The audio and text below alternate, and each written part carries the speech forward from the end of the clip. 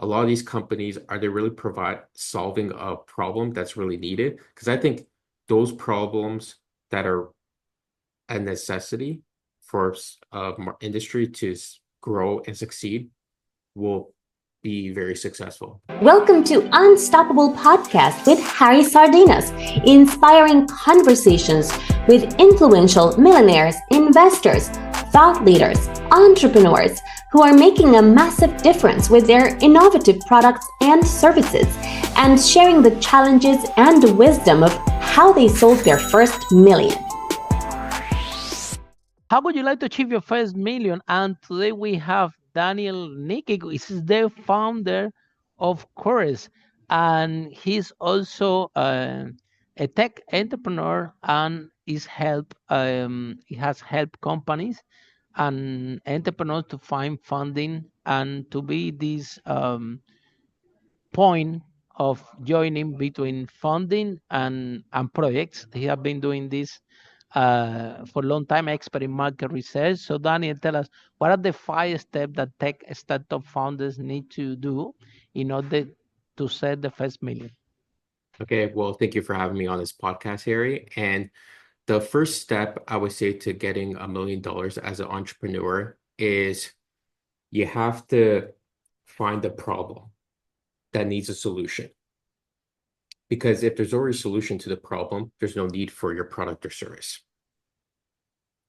And then the second step is doing your research. Are you offering a service or product that's needed in a certain market gap? And is there already competitors doing what you want to offer?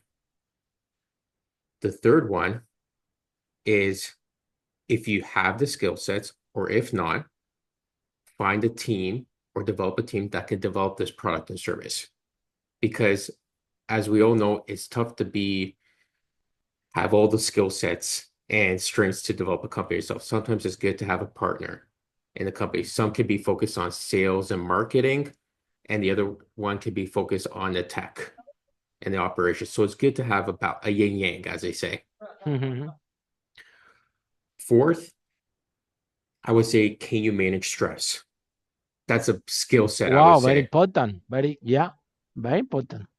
Because it was interesting. I saw a LinkedIn post today, and they were talking about so many entrepreneurs quit right before they could have probably got successful, just if they went. And obviously, it's not easy. Some entrepreneurs could be dealing with financial issues or health issues or personal stuff that they have to quit. We have to take that into consideration. No one's life is perfect. But if you're an entrepreneur and you can manage stress, that's a huge advantage because you're dealing with volatility. Because one day you're happy, and then the next day you're like, oh, it's gonna fail. So you have to be able to deal with the emotions. And I would say entrepreneurs, we're very we're kind of artists in a way. We're visionary, but also we have mood swings. And lastly, can you sell the story? Are you able to sell the story that your product and service is good for someone to use? So that would be my 5 steps. Thank you so much, Daniel. Finding a problem and look for a problem and find a solution. That statement is really powerful. I want you to expand into it because once I remember I opened a career advice division from my company. I'm telling you, a long time ago. Probably I used to have hair back then, 15 years ago. And it was a problem, right? People need to find a job. And then I was solving this problem. We were writing the CV and people were finding jobs in 1 week, 2 weeks. But you know what was the problem? They didn't have money to pay because they didn't have a job in the first place.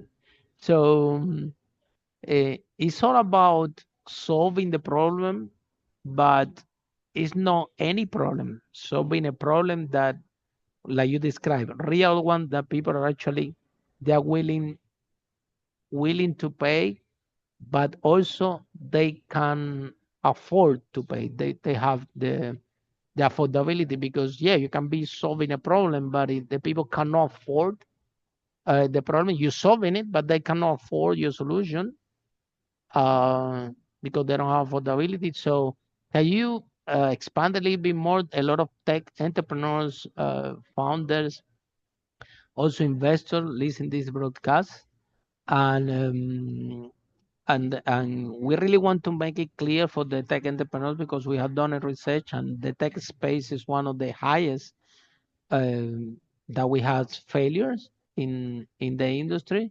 But again, you can become a multimillionaire as well, because 1 out of 5 uh, people that we have interviewed in this broadcast on Stop Off 5 Steps How to Make Your First Million, they are tech entrepreneurs, right? So what can you define a little bit more the problem? What are the characteristics you need to have the problem to be a real problem in tech space?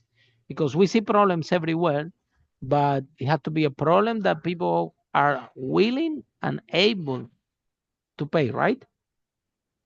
That's a very good point. You mentioned people are willing and able to pay. I had a meeting with a very intelligent individual a few weeks ago in Dubai, and he was mentioning ag tech. For others who don't know what ag tech is, technology and agriculture. And a lot of these companies develop AI products and stuff, but can it be used by the average farmer who probably doesn't have the knowledge how to use the AI? And I think a lot of startups need to make their products very easy to use, hence user experience. And are they really focusing on their target market? For example, if you're dealing with Actic, are you really focusing on selling it to a corporation or to an average farmer who's based in India? It could be in wherever, Czech Republic, America, and etc. I think that's very important when you mention that. Can they afford it? And I would also say, is there really a problem that can be that's really important during tough economical times, as we saw during COVID? For example, we saw all of a sudden during COVID, there's a lot of companies that are dealing with voice tech and etc. when people are in their homes and stuff. But I would also say, is it a necessity in the industry? For example, Zoom's important because you can have virtual calls with a colleague or with your team if you're in different locations, or say someone has to work from home, either they're a remote worker or they're sick, or they have a family member that's sick that they have to stay home. So that's a necessity of Zoom. A lot of these companies, are they really solving a problem that's really needed? Because I think those problems that are a necessity for industry to grow and succeed will be very successful. Follow us for more interviews with world's most influential, audacious entrepreneurs that overcame challenges and adversity, providing you with the blueprint of how they sold their first million so you can grow your business exponentially.